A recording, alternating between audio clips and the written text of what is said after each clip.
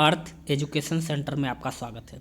आज हम लोग पढ़ेंगे इसके झा सर की साइंस की बायोलॉजी का चैप्टर 19 का डिजीज़ के पार्ट 2। तो यदि इस चैनल पर आप लोग पहली बार विजिट किए हैं तो चैनल को सब्सक्राइब करके बेल आइकन को दबाना ना भूलें।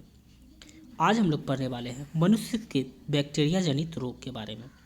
बैक्टीरिया मनुष्य में बैक्टीरिया से किस प्रकार रोग फैलता है उसके बारे में पढ़ेंगे।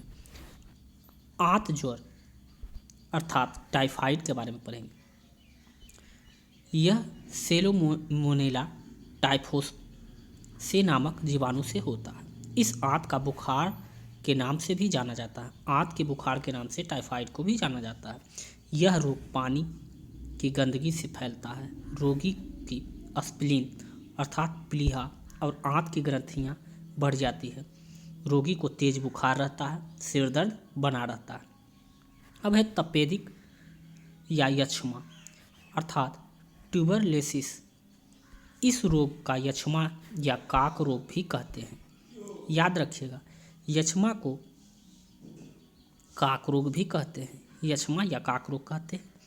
यह एक संक्रामक रोग है जो माइकोबैक्टीरिया ट्यूबरलेसिस नामक जीवाणु के कारण उत्पन्न होता है। इस रोग के जीवाणु मुंह से थूकते समय या चूमने से प्रसारित होते हैं। इस रोग के लक्षण हैं ज्वर, रात्रि में पसीना आना, भूख की कमी, शक्ति और वजन का ह्रास होना, पाचन तंत्रिका तंत्र में गड़बड़ी आदि। अब बात करेंगे हम लोग फ्लेग के बारे में। यह एक छुआछूत की बीमारी है जो बैसिलस पेस्टिस नामक जीवाणु द्वारा फैलती है।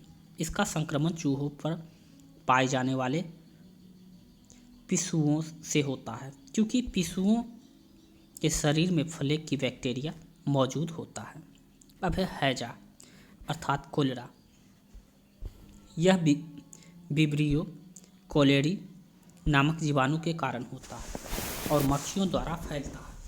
रोगियों के शरीर में जल की कमी हो जाती है तथा रक्त का संचार जो होता है धीमा पड़ जाता है।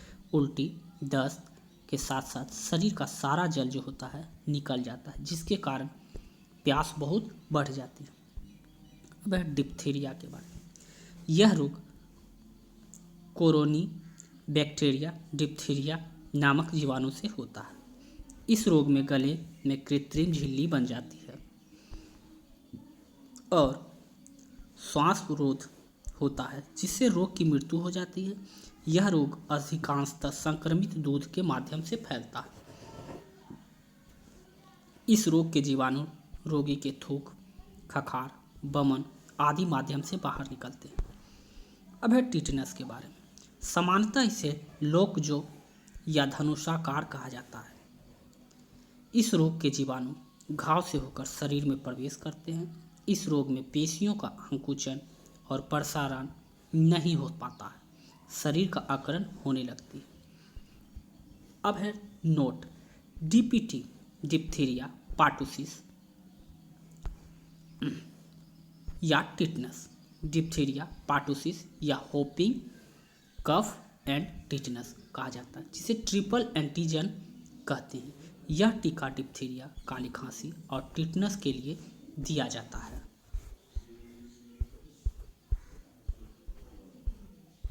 अब है कोड या कुष्ठ, जिसे ल्यूपर्सी कहा जाता है। यह एक संचारणशील रोग है जो माइकोबैक्टीरिया लेप्री नामक जीवाणु से फैलता है।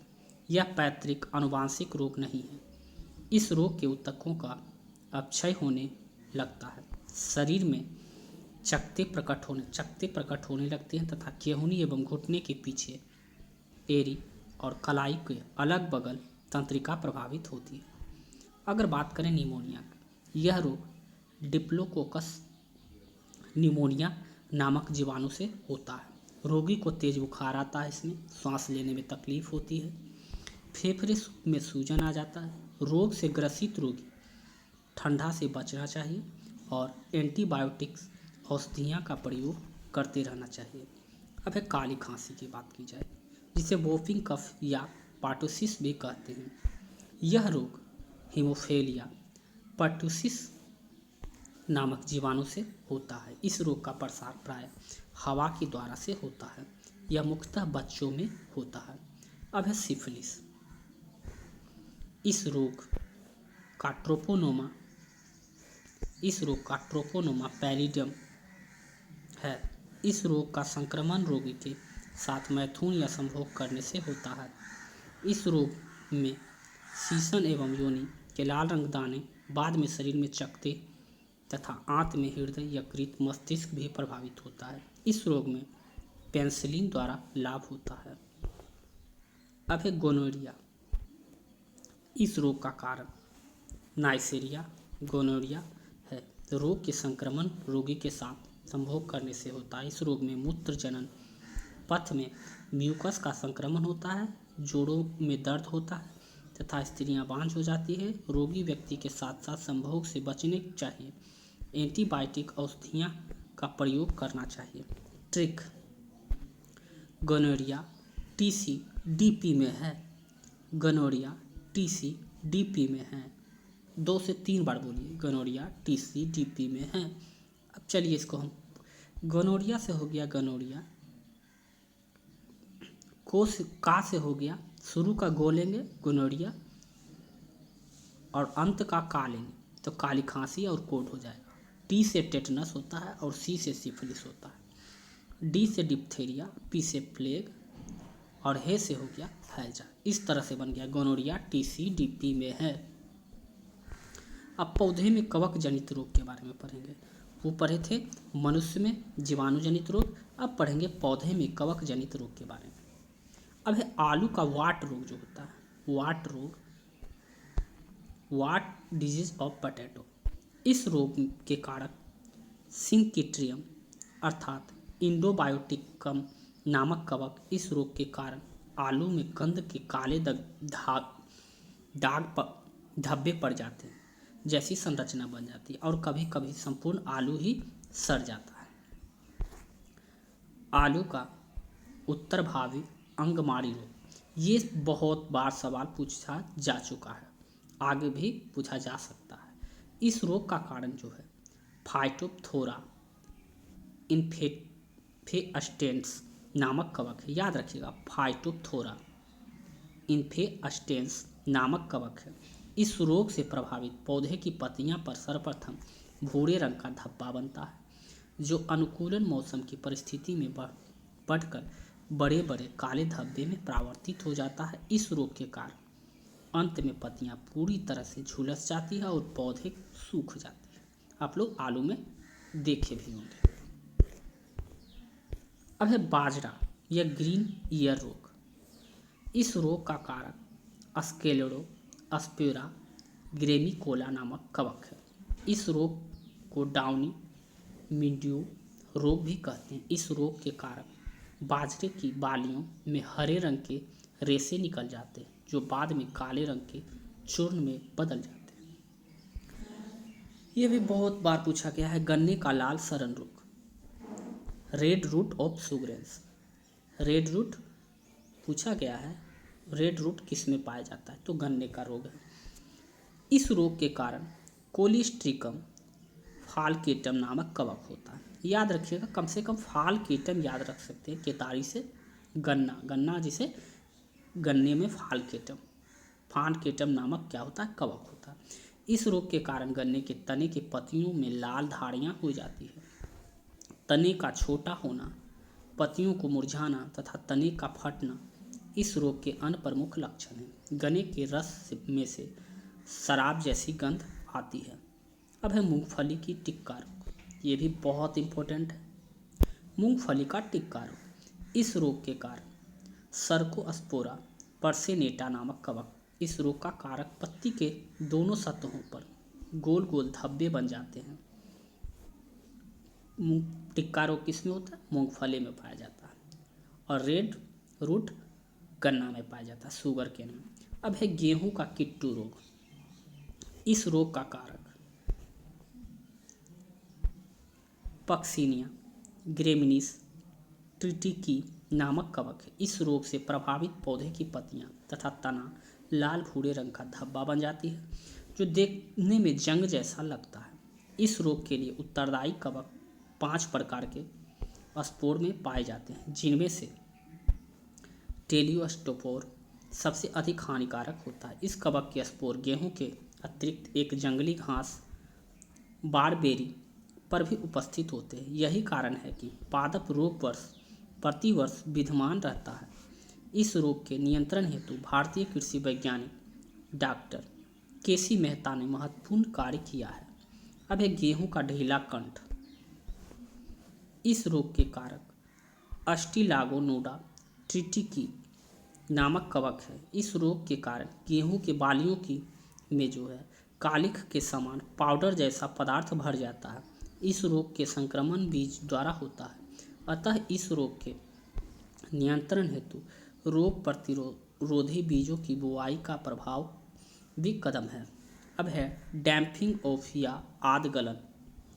इस रोग के कारण पाइथरीन नामक कवक है। इस रोग को प्रभावित बीज भूमि में उगने के में असमर्थ होते हैं या फिर वे उगते ही मर जाते हैं। अब है brown of spot of rice. इसमें हम कोरोना वायरस को भी ऐड करेंगे, उसको भी अलग से हम इसमें ऐड कर पढ़ा देंगे।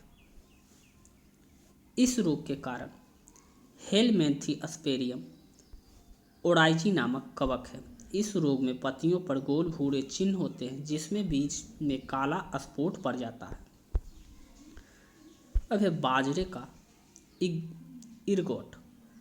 इस रोग का कारक क्लेवेसेप्स माइक्रोस्पेला नामक कवक है। बाजरे का स्मट। इस रोग का कारक टेलियोस्पोरियम नामक कवक होता है। अरहर का झुलसना रोग। इस रोग का कारक प्यूरेयम ऑक्सीस्पोरियम नामक कवक होता है। गेहूं के पाउडरी मिल्ड्यू रोग।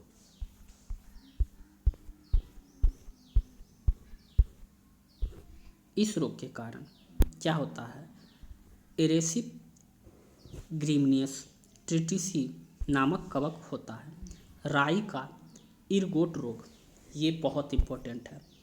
इस रोग का कारक क्लेविसेप्स परिप्यूरिया नामक कवक होता है। धनिया का स्टेम या गाल रोग।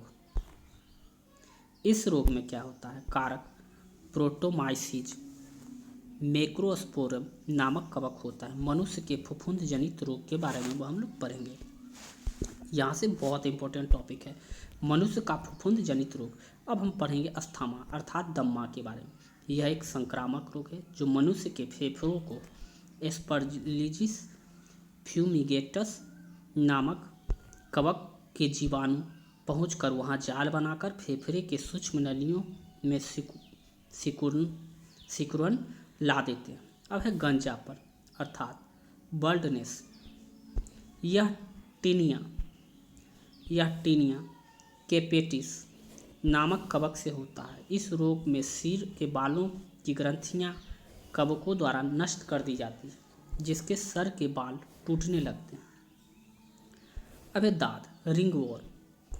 यह रोग ट्राइकोफाइटोन नामक कवक से फैलता है। कवक त्वचा के अंदर अपना जाल बना लेते हैं, जिससे त्वचा पर लाल रंग के गोले पड़ जाते हैं। यह एक संक्रामक रोग है। Athlete foot. इस रोग का कारक ट्राइकोफाइटोन नामक कवक है। इस रोग का संक्रमण संक्रमित जमीन से होता है। इस रोग का रोगाणु त्वचा मुलायम हिस्से को प्रभावित करता है। अब है खाज।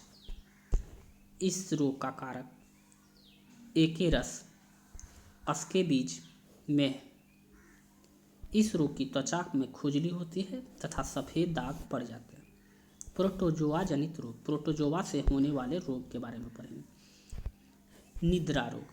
यह रोग ट्रिपोनोसोमा नामक प्रोटोजोआ के कारण उत्पन्न होता है। यह एक परजीवी है जो सीसी मक्खियों के शरीर में आश्रय लेता है। इस मक्खियों के काटने से रोगाणु शरीर में प्रवेश कर जाता है, जिससे लसिका ग्रंथियां बढ़ जाती है और शारीरिक तथा मानसिक निष्क्रियता उत्पन्न हो जाती है और शरीर में दर्द तथा कमजोरी महसूस होने लगती है। अब है पेचिस। यह एक एंटी अमीबा हिस्टोलिका नामक प्रोटोजोआ के कारण उत्पन्न होता है। यह परजीवी बड़ी आंत के अगले भाग में रहता है। रोगी को दस्त होना, पाँव और खून की मात्रा अधिक रहती है, पेट में मरोड़, बार बार शौचालय जाने की इच्छा होती है। अब है मलेरिया। मलेरिया यह एक प्लाज्मोडियम नामक प्रोटोजोआ से होता है। मादा एनफ्लीज मच्छर के काटने से होता है। मादा एनफ्लीज मच्छर के काटने से मनुष्य में मलेरिया नामक रोग उत्पन्न हो जाता है और यह शरीर में पहुंचकर उसे रुग्ण कर देती है। इस रोग में जाड़े के साथ बुखार आता है, लाल रुधिराणु जो होते हैं, आरबीसी जो होता है नष्ट हो जाता है और रक्त की कमी हो जाती है। अब है पायरिया। यह एंटी अमीबा जिजिनवेलिस नामक प्रोटोजोआ के कारण होता है। इसमें मसूड़े से पस निकलता है तथा दांतों की जड़ों में घाव हो जाता है, जो एक दांत की बीमारी है। याद रखिएगा, पूछा जाता है कि पायरिया रोग कहाँ पाया जाता है, तो हमेशा क्या होगा, मुंह में, दांत में। अब है कालाजार। यह लिस्मेनिया डोनावानी नामक प्रोटोजोआ से फैलता है। इस परजीवी का वाहक बालू मक्खी है। इसमें रोग का तेज बुखार आता है, जैसे काम पे सुपारी नहीं मिलता है, काम पे सुपारी नहीं मिलता है।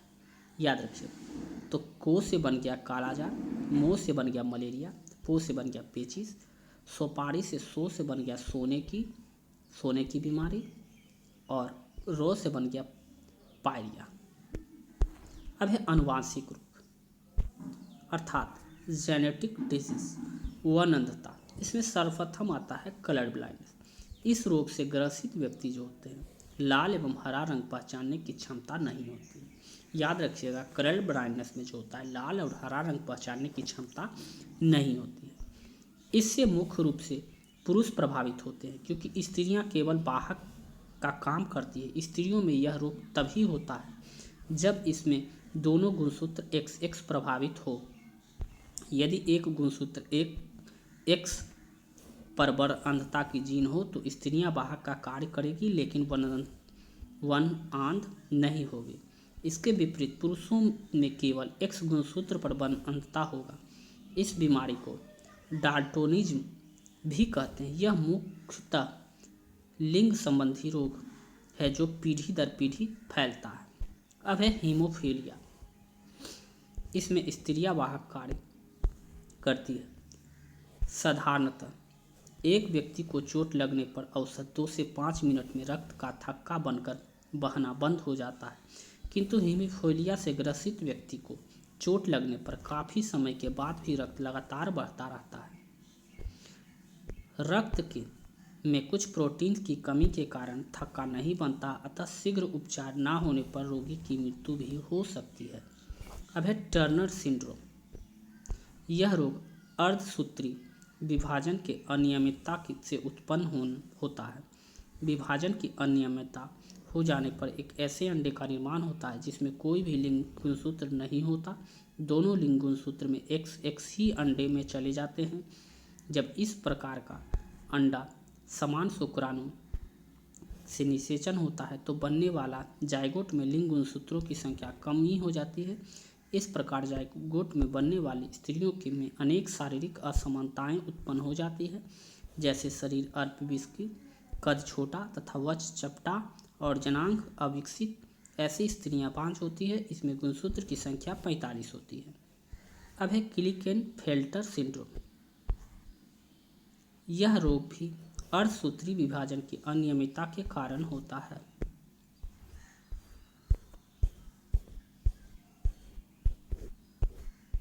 इसमें जायगोट के गुणसूत्र की संख्या समान से अधिक 47 हो जाती है। ऐसे में जायगोट में उत्पन्न पुरुषों और स्त्रियों लक्षण उत्पन्न हो जाते हैं। इसमें पुरुषों के वृषण अल्प विकसित एवं स्तन स्त्रियों के समान विकसित हो जाते हैं। ऐसे में पुरुष नपुंसक होते हैं। वह डाउन सिंड्रोम या मंगोलिज्म। यह रोग भी अर्धसूत्री विभाजन में अनियमितता के कारण होता है। अर्धसूत्री विभाजन में ऑटोसोम का बंटवारा सही प्रकार से नहीं हो पाने पर बनने वाले जायगोट के गुणसूत्रों की स्थिति असमान हो जाती है। इस प्रकार के जायगोट से विकसित भ्रूण कुछ ही समय पश्चात मर जाता है। यदि जीवित रहता भी है तो विकसित होने के वाला वयस्क मंद बुद्धि, आंखें टेढ़ी, जीभ मोटी तथा अनियमित शरीर ढांचा का होता है। पटाऊ सिंड्रोम, इस रोग के उपचार का ओठ बीच से कट जाता है, तालू में दरार आ जाती है। इस रोग से रोगी मंदबुद्धि, नेत्र रोग आदि से प्रभावित हो सकता है। अन्य रोग है फाइलेरिया। यह रोग अनेक प्रकार के सूत्रकृमियों के कारण उत्पन्न होता है। इसमें प्रमुख है बाउचेरिया ब्रैंकोफटाई। इस रोग में लसिका वाहिनी और ग्रंथियां फूल जाती है, जिससे फाइलेरिया कहा जाता है।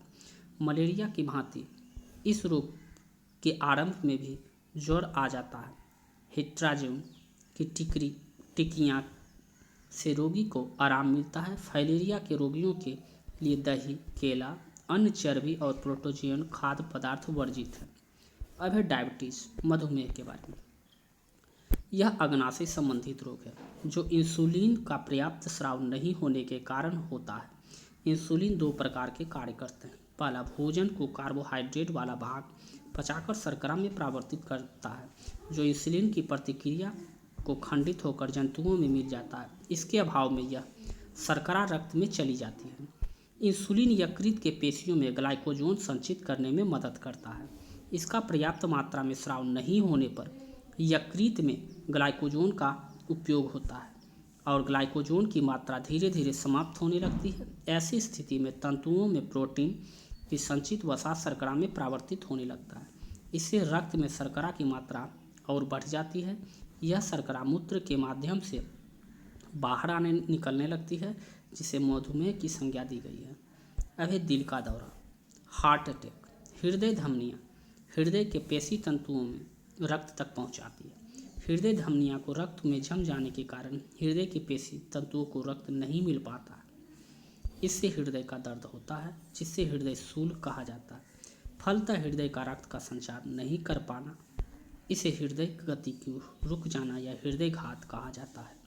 अभी पीत ज्वर, येलो फीवर। यह रोग सामान्यतः दक्षिण अमेरिका और अफ्रीका में होता है।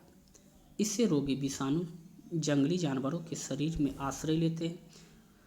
होमोगोगस और एडिस जाति के अनेक मच्छर इस रोग के विषाणु को मनुष्य के शरीर में पहुंचाते हैं। इस रोग में अचानक ज्वर आ जाता है। ज्वरों से सिर में दर्द होता है तथा हड्डियां में दर्द हो जाता है, चेहरा सूज जाता है और त्वचा शुष्क हो जाती है। कुछ दिनों बाद भयानक पीलिया रोग हो जाता है तथा रक्त का स्राव, पीत, वमन आदि लक्षण प्रकट होते हैं। इस रोग में बहुत अधिक मृत्यु होती है। अब है कैंसर।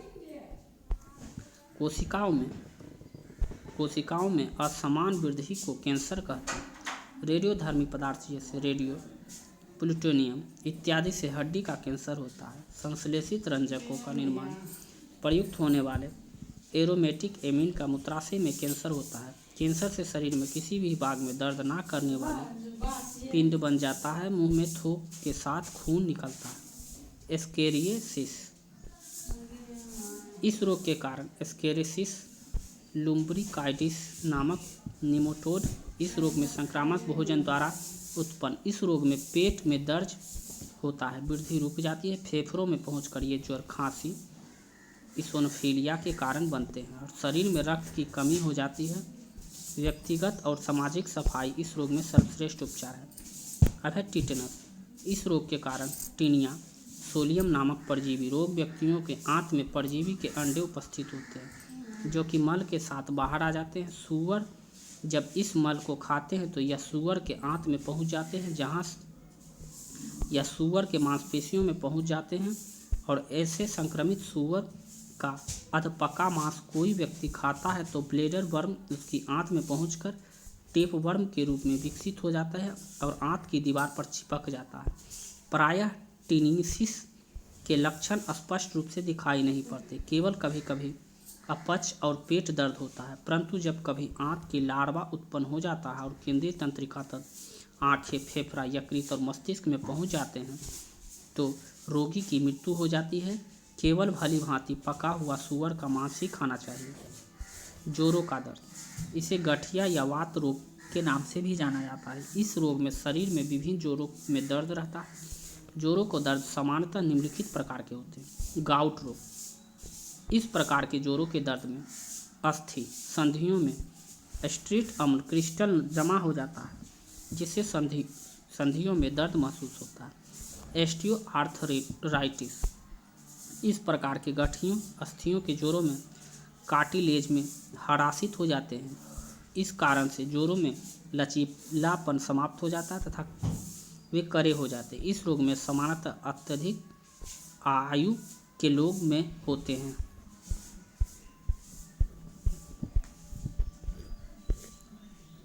अब है रूमेटाइड्स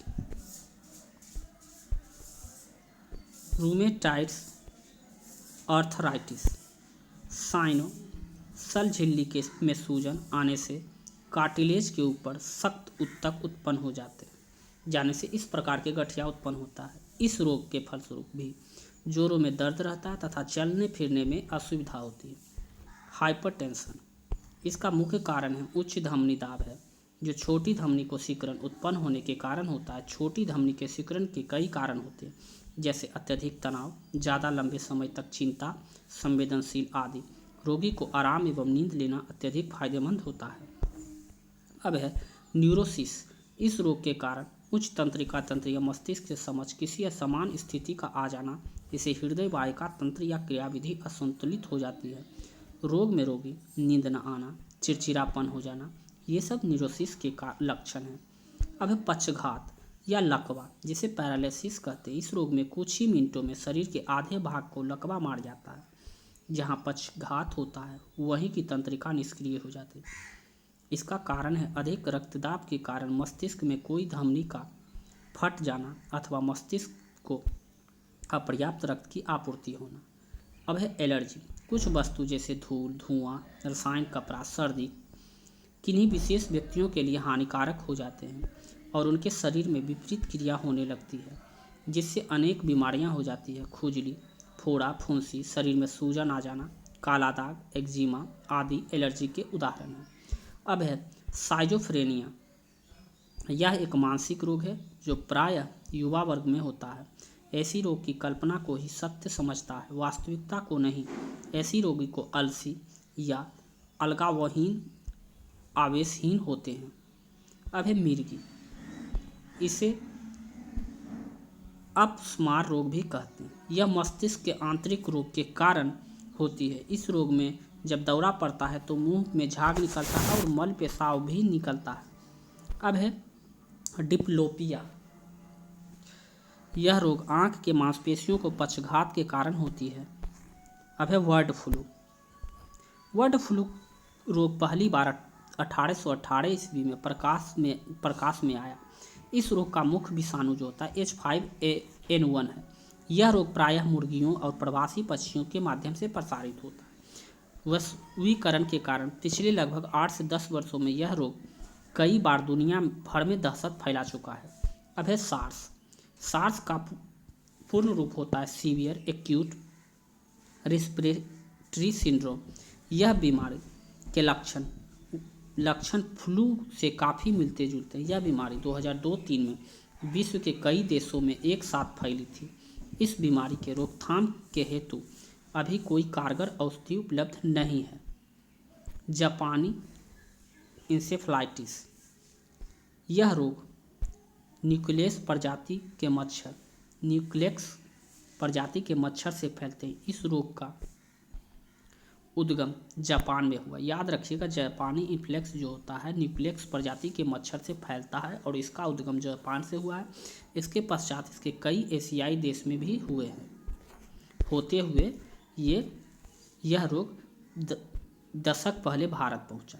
इस विषाणु का संक्रामक मच्छर के काटने से होता है, लेकिन सूअर को भी इस रोग का वाहक माना जाता है। क्यूलेक्स प्रजाति का मच्छर धान के खेतों में पनपता है। इस कारण से धान क्षेत्र में हर वर्ष सैकड़ों बच्चे इस रोग के चपेट में आकर अपनी जान गंवा बैठते हैं। अब है स्वाइन फ्लू। यह भी एक संक्रामक रोग है जिसका प्रसार काफ़ी तेज़ी से होता है। इस रोग का उद्भव उत्तर अमेरिका देश से मैक्सिको से हुआ है। विश्व के प्रायः सभी देश इस संक्रमित रोग से प्रति काफ़ी सतर्कता बरत रहे हैं। विश्व स्वास्थ्य संगठन WHO ने स्वाइन फ्लू को इन्फ्लुएंजा नाम दिया है। WHO के द्वारा स्वाइन फ्लू को इन्फ्लुएंजा H1N1 नाम दिया है। इस बार उल्टी आना, दस्त होना, अचानक तेज बुखार, शरीर में दर्द, थकान का अनुभव होना, खांसी आदि इस रोग के प्रमुख लक्षण। इस रोग के बचाव के लिए कोई विशेष टीका या दवा नहीं है। अब है इबोला वायरस। इबोला यह पश्चिम अफ्रीका के विषाणु से होने वाला रोग है जो चमगादड़ से फैलता है। इसके बाद हम लोग एक और रोग बच गया, कोरोना, जो हम लोग आगे के वीडियो में हम उसको पढ़ाएंगे। तो यदि आपको यह वीडियो अच्छा और हेल्पफुल लगा हो तो चैनल को सब्सक्राइब करके बेल आइकन को दबाना ना भूलें। तो मिलते हैं हम लोग नेक्स्ट वीडियो में। अभी के लिए बस इतना ही। जय हिंद।